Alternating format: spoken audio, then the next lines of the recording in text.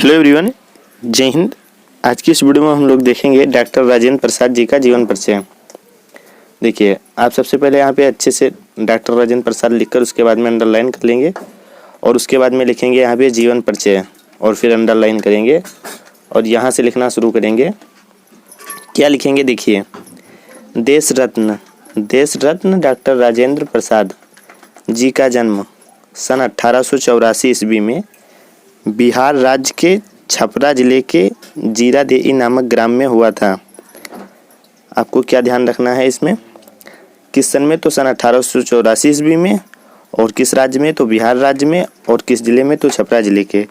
और किस गांव में? तो जीरादेई नामक ग्राम में, मतलब वही गांव। यहाँ पे आप ऐसे लिख सकते हैं कि बिहार राज्य के छपरा जिले के जीरादेई नामक गांव में हुआ था।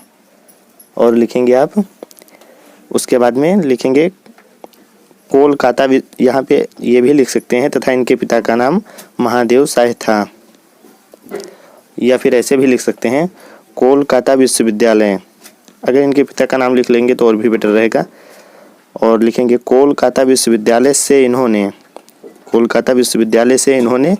एमए की परीक्षा उत्तीर्ण की, मतलब एमए की परीक्षा पास की। कोलकाता से एमए की परीक्षा पास की इन्होंने। और लिखेंगे सन 1911 से 1920 ईस्वी तक राजेंद्र बाबू ने कोलकाता तथा पटना हाई कोर्ट में वकालत की। क्या लिखेंगे? कोलकाता तथा पटना हाई कोर्ट में वकालत की। किस सन से? सन 1911 से 1920 ईस्वी तक। उसके बाद में लिखेंगे, यहाँ पे कामा देंगे और फिर लिखेंगे सन 1920 ईस्वी में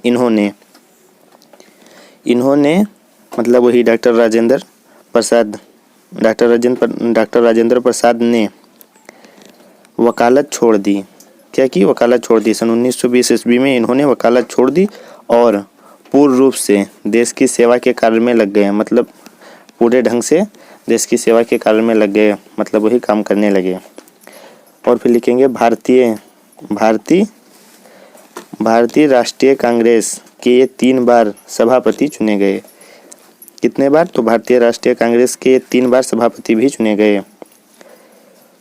उसके बाद में लिखेंगे सादा जीवन उच्च विचार इनके जीवन का पूर्ण आदेश था, मतलब इनका जीवन सिंपल था लेकिन उच्च विचार था। आगे देखते हैं। इनकी प्रतिभा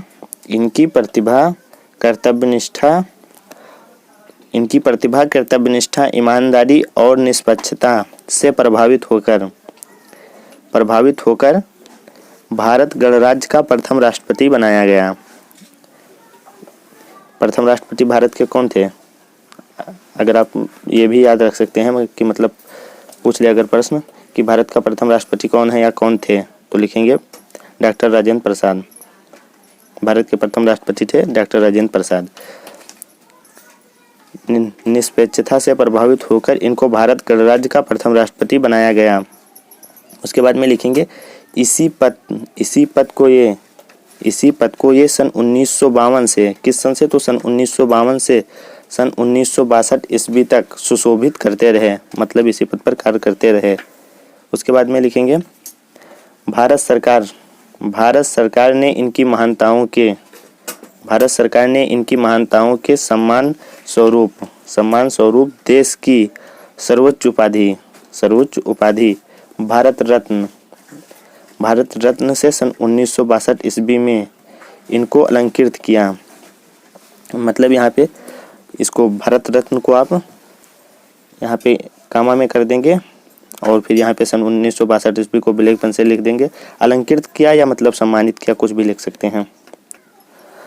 और सर्वोच्च उपाधि का मतलब होता है, मतलब सबसे बड़ी उपाधि से इनको सम्मानित किया गया। किस से? तो भारत रत्न से इनको सम्मानित किया गया। ऐसे भी आप लिख सकते हैं।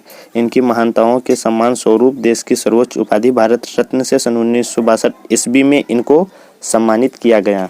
उसके बाद में लिखेंगे जीवन भर राष्ट्र की निस्वार्थ सेवा करते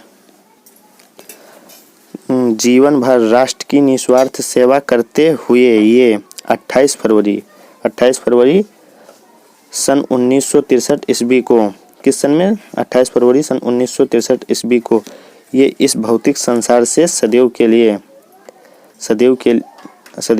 विदाई ले ली।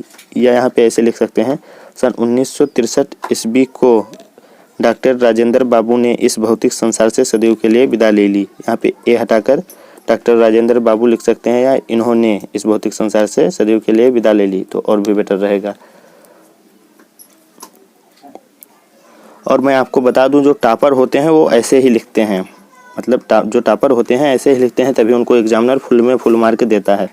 आपको करना क्या है, यहाँ पे सन 1884 भी इसको हाईलाइट कर देना है ब्लैक पेन से ऐसे सेम, और यहाँ पे बिहार को भी ब्लैक पेन से लिख देना है। छपरा मतलब जिला है, इसको भी हाईलाइट कर देंगे, और जीरादेई इसको भी हाईलाइट कर देंगे जैसे मैंने किया है। और यहाँ पे लिख देना इनके पिता का नाम क्या था, महादेव साई था, उसको भी महादेव साई को ब्लैक पेन से कर देना। और अगला देखते हैं आगे। देखिए यहाँ पे प्रथम राष्ट्रपति को भी आपको हाईलाइट कर देना है, और यहाँ पे भारत रत्न को हाईलाइट करके इन्वर्टेड कामा में, मतलब कामा में कर देना है। और यहाँ 28 फरवरी सन 1963 ईस्वी को भी ब्लैक पेन से ऐसे कर देना है। और रचना की बात करें, एक रचना भी लिखना होता है आपको, तो इनकी एक रचना कोई आप लिख देना, मैं बताता हूँ। आपको सिर्फ एक ही रचना लिखना होता है, तो आप यहाँ पे रचना ऐसे हेडिंग डालना, और यहाँ पे लिख देना मेरी यूरोप यात्रा, या फिर कोई दूसरी भी लिख देना, गांधी जी की देन, भारत शिक्षा और संस्कृति, मेरी आत्मकथा, भारतीय शिक्षा। केवल एक ही रचना बोलता है लिखने को, तो आप ऐसे लिख सकते हैं रचना हेडिंग डालकर मेरी यूरोप यात्रा। बहुत ज़्यादा नहीं लिखना, दो चार लिखने से भी कोई फ़ायदा नहीं है। एक बोलता है एक लिखेंगे तो आपका टाइम बचेगा।